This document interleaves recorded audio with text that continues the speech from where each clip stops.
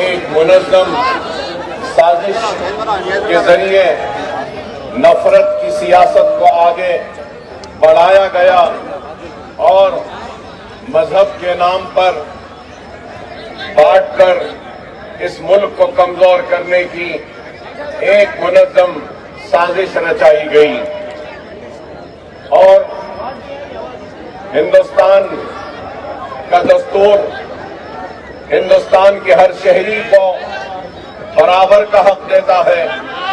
ہندوستان کا دستور یہ نہیں کہتا کہ یہ اول درجے کا شہری ہے یا یہ دوسرے درجے کا شہری ہے، بلکہ ہمارے ملک کا دستور ہندوستان میں رہنے بسنے والے اور پیدا ہونے والے کو، ہر کسی کو، چاہے وہ کسی بھی مذہب کے ماننے والا کیوں نہ ہو، اس کو برابر کا حق دیتا ہے۔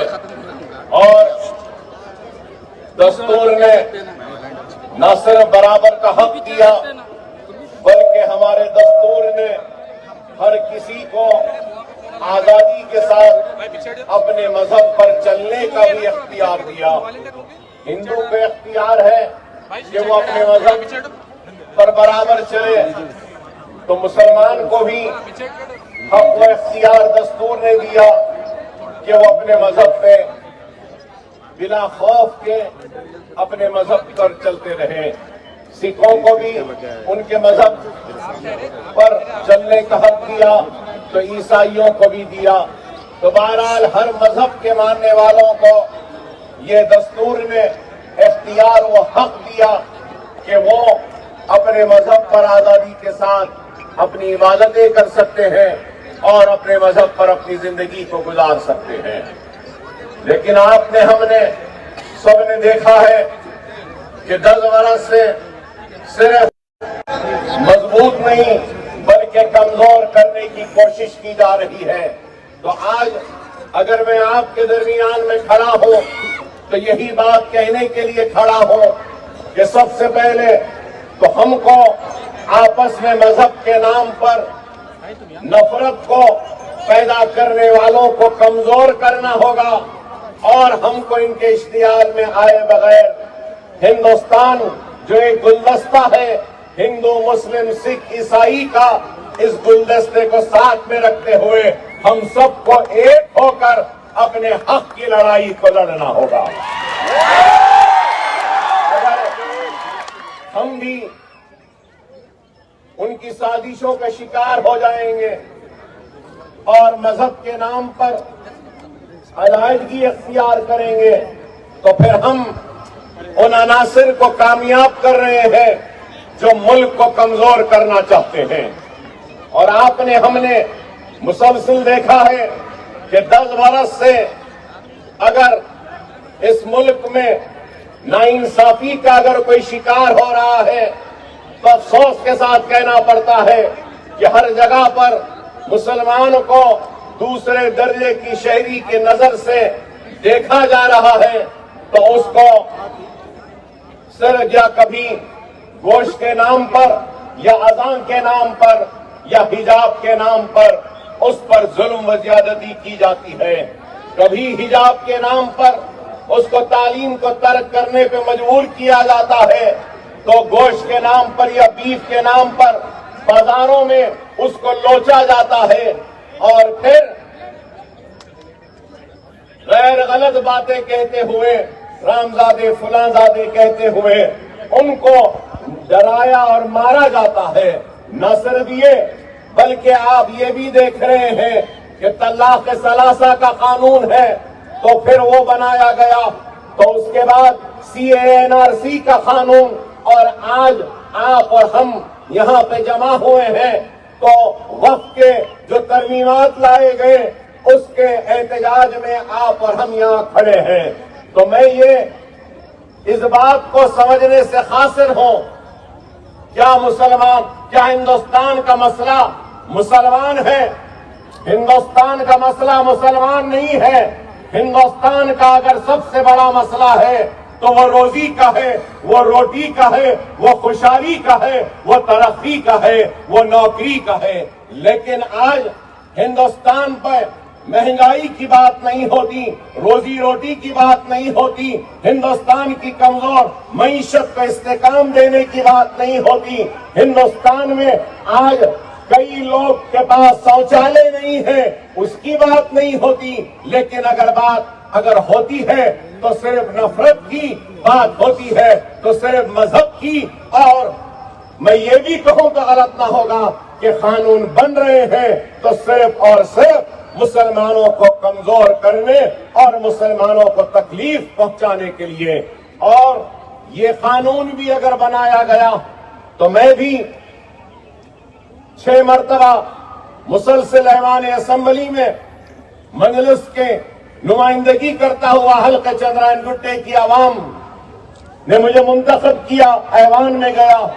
कई कानूनी तरमीमात को हमने देखा है, सुना है, हमारे सामने आए हैं। कानून क्यों बनता है? कानून इसलिए बनता है कि आप देखते हैं कि चाइल्ड राइट्स है, वुमेन राइट्स है, तो किसके लिए है? ये कानून इसलिए बनते हैं कि औरतों के हुकूक का तहफ्फुज हो। कानून इसलिए बनते हैं कि बच्चों के हुकूक का तहफ्फुज हो। तालीम के अगर कानून बनते हैं तो सिर्फ इसलिए बनते हैं कि हर किसी को तालीम मिले और तालीम का तहफ्फुज हो। तो आज अगर वक्फ कानून में अगर तरमीमात लाए गए हैं तो वक्फ का तहफ्फुज नहीं है, बल्कि वक्फ की तबाही के लिए यह कानून लाया गया। मुझे बताने वालों कि इस नई तरमीमात में कौन सा वक्फ का तहफ्फुज हो रहा है, या वाकिफ का तहफ्फुज हो रहा है, या वक्फ करने वाले ने जिन मकासद के लिए वक्फ किया है उसका तहफ्फुज हो रहा है। इसमें वक्फ के तहफ्फुज की कोई बात नहीं। क्या वक्फ के काबिजदारों को हटाने की कोई बात है?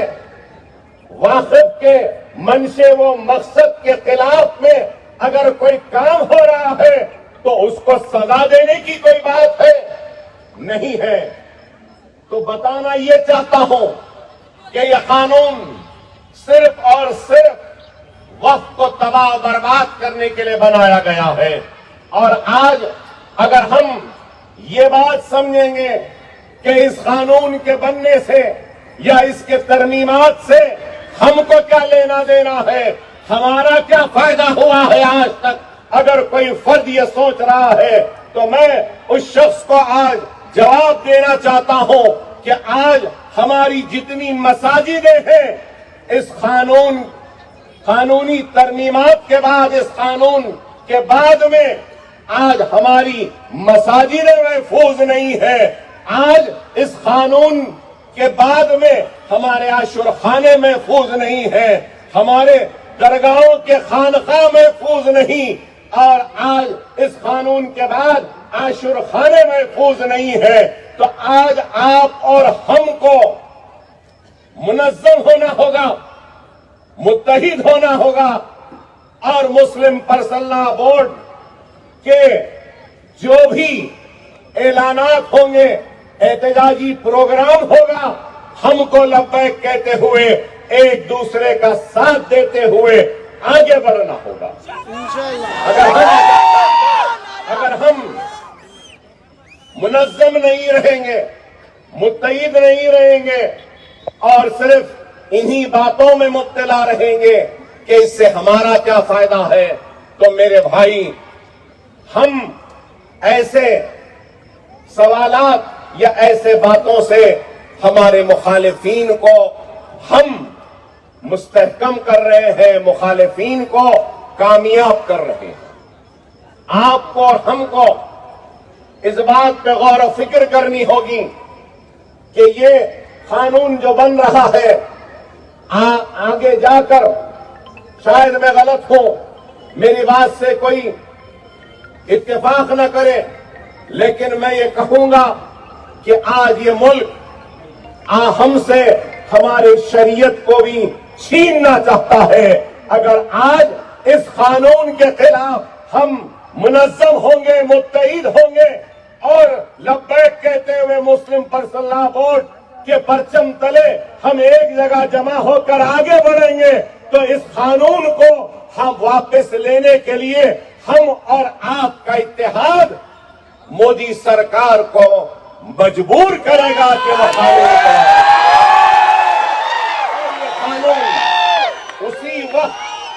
اسی وقت واپس لیا جائے گا جب ہم اور آپ مل کر منظم ہو کر جدوجہد کریں گے۔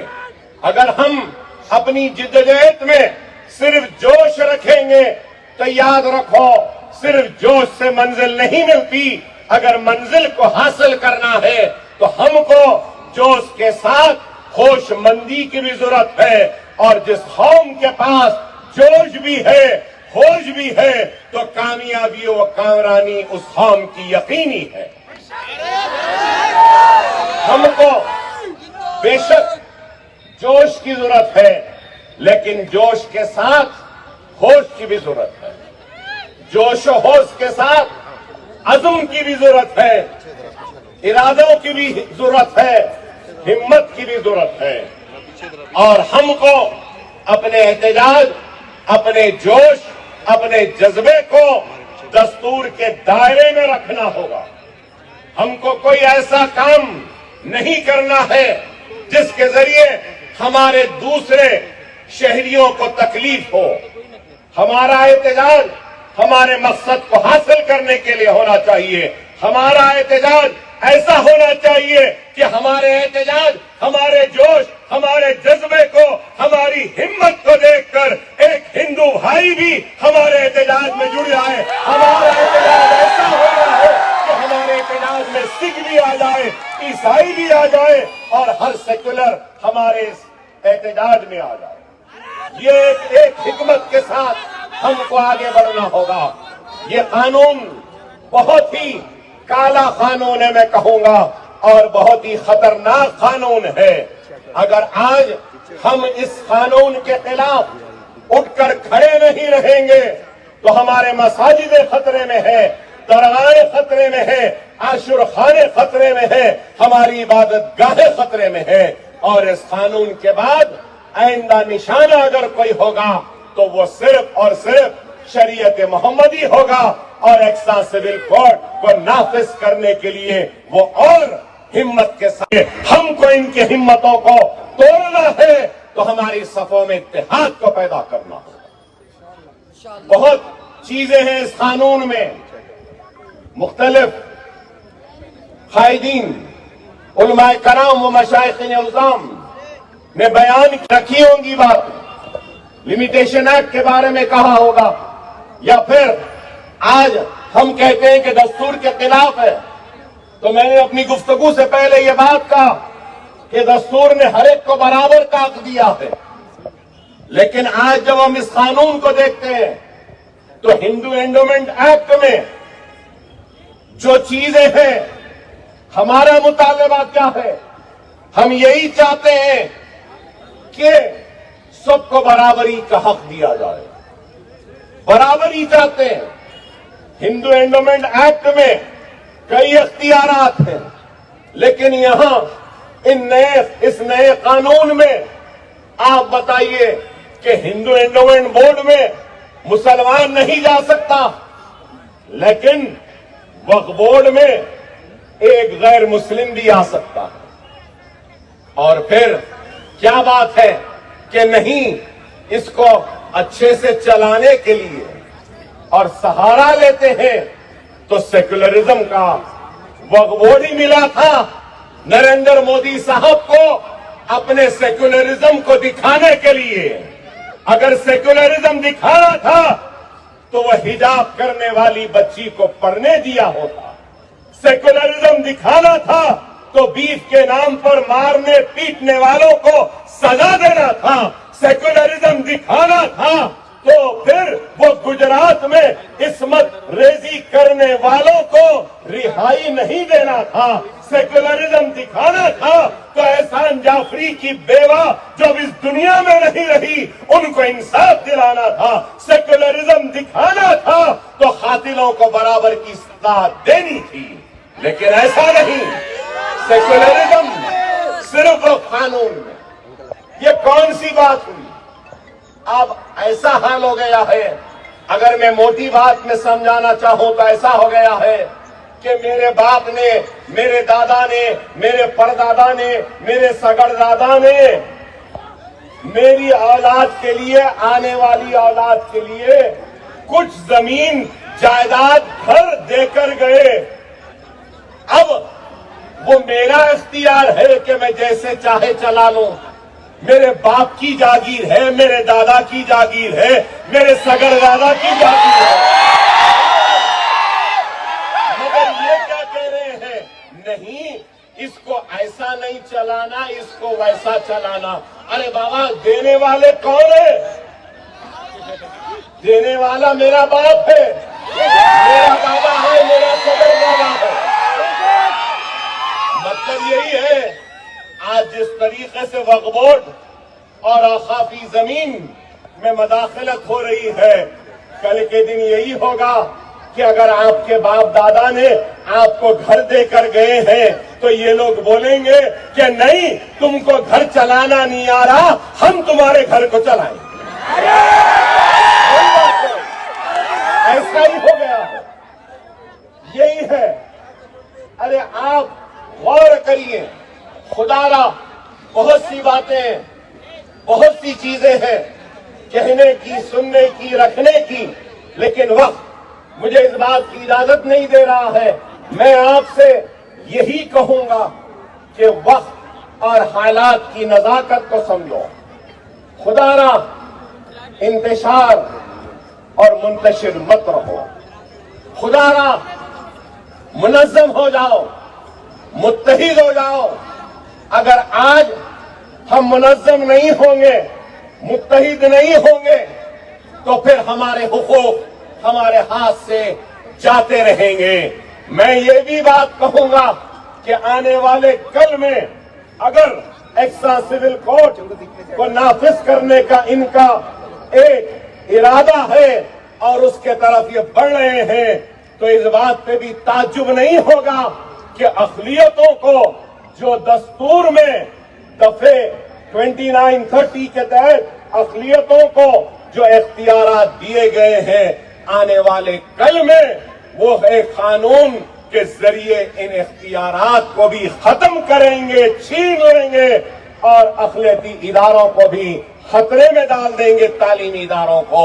ارے ان کی ایک سازش ہے جس کے ذریعے وہ یہ چاہتے ہیں کہ یہاں پر ایک نفرت کی سیاست کو آگے بڑھائیں، اور ہم کو اور آپ کو ان نفرتوں کا شکار ہونا نہیں ہے۔ یہ میں کہنا چاہتا ہوں، آج میں یہاں پر کھڑے ہو کر میرے سیکولر ہندو بھائیوں سے، سیکولر سکھ بھائیوں سے، سیکولر عیسائی بھائیوں سے بھی اپیل کر رہا ہوں کہ یہ معاملے کو صرف مسلمانوں کا معاملہ نہ سمجھے، بلکہ یہ معاملہ ہمارے ہندوستان کے سب سے بڑے امن پسند اقلیتوں کا، مسلمانوں کا ہے۔ اور ہمارا مطالبہ کیا ہے؟ یہ قانون کے خلاف ہماری لڑائی ہے، تو یہ لڑائی دائرے دستور میں ہے، جمہوری انداز میں لڑیں گے۔ ہم دستور کے دائرے میں رہتے ہوئے، قانون کے دائرے میں رہتے ہوئے اپنی لڑائی لڑ رہے ہیں۔ اور یہ لڑائی کس کے لیے لڑ رہے ہیں؟ لڑائی ہم اس لڑائی کے ذریعے دستور میں جو حق، جو اختیار جو مسلمانوں کو دیا گیا ہے، اس کا مطالبہ کر رہے ہیں۔ دستور نے ہر ایک کو برابر کا حق دیا، برابری کا اختیار دیا، ہر کسی کو اپنے مذہب پہ چلنے کا اختیار دیا۔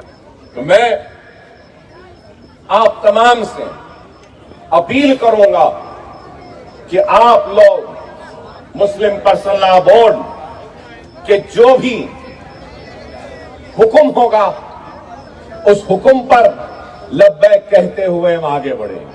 یہ قانون میں ایک بہت ہی خطرناک بات ہے، ASI کی، آرکیولوجیکل سروے آف انڈیا کی بہت ہی خطرناک بات ہے۔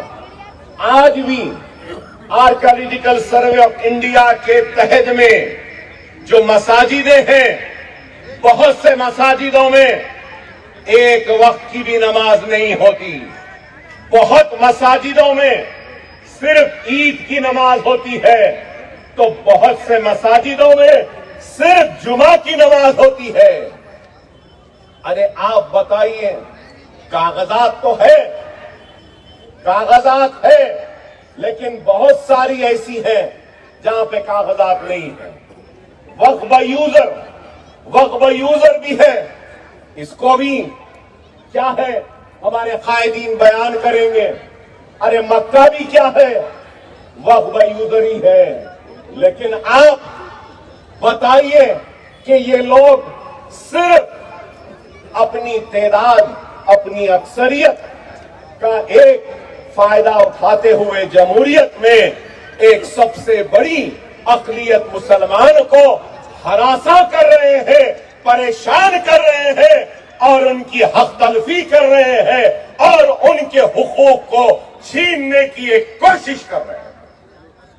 ہمیں اس ملک کی عدلیہ پر پہلے بھی یقین تھا، ابھی بھی یقین ہے، آنے والے کل میں بھی یقین رہے گا۔ بابری مسجد، رام جنم بھومی کے مسئلے پر بھی ہندوستان کے مسلمانوں نے عدالت پہ یقین کیا، عدالت کے فیصلے کا احترام کیا، عدالت کے فیصلے کی عزت کی، اور عدالت کے احترام کا ثبوت دے دیا، اور عدالت کے فیصلے کو قبول کیا۔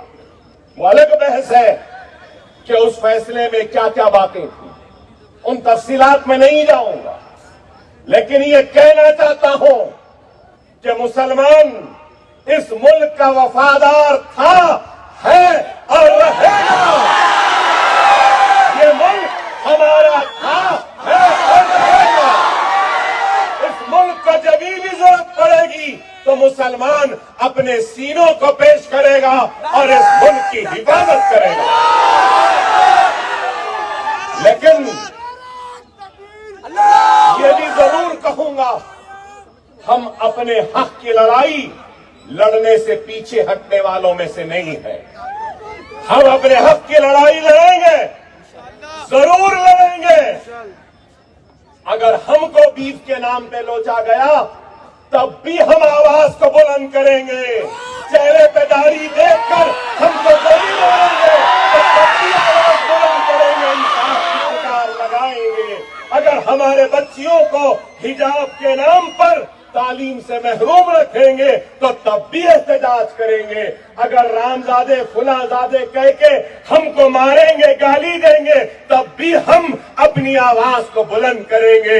وقف قانون کے خلاف آج بھی آواز بلند کر رہے ہیں، لیکن ہماری آواز، ہمارا احتجاج دستور کے دائرے میں رہے گا، قانون کے دائرے میں رہے گا، اور قانون کے دائرے میں رہتے ہوئے ہم اپنا احتجاج کریں گے اور اپنے مقصد کو حاصل کریں گے۔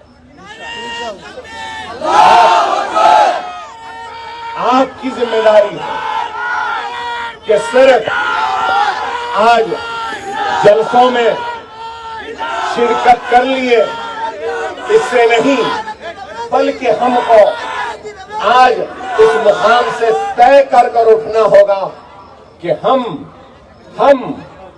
مسلم پرسنل لا بورڈ کے پرچم تلے جو بھی احتجاجی پروگرام کا اعلان ہوگا، ہم کھانے سے کھانا ملا کر اس احتجاج میں شریک ہوں گے۔ کسانوں نے کیا خوب احتجاج کیا تھا، کیا کسانوں نے احتجاج نہیں کیا؟ قانون کو واپس لینا نہیں پڑا؟ تو ہم بھی اگر ویسا ہی یا اس سے اچھا احتجاج کریں گے، منظم رہیں گے، متحد رہیں گے، تو ضرور ہمارا احتجاج، ہمارا اتحاد مودی سرکار کو مجبور کرے گا کہ وہ اس قانون کو واپس لے۔ اور انشاءاللہ تعالی اللہ ضرور ہم کو کامیابی و کامرانی عطا کرے گا۔ اللہ ضرور ہم کو کامیابی و کامرانی عطا کرے، اللہ ضرور ہم کو کامیابی و کامرانی عطا کرے۔ مجھے یقین ہے، میرا ایمان ہے کہ ہم کامیاب و کامران ہوں گے۔ بس آپ منظم رہیے، متحد رہیے، اور جو بھی اعتدالی پروگرام کا اعلان ہوگا لبیک کہتے ہوئے آگے بڑھیے۔ اور بھی بہت سے مقررین ہیں، تو میں آپ تمام سے اجازت لوں گا۔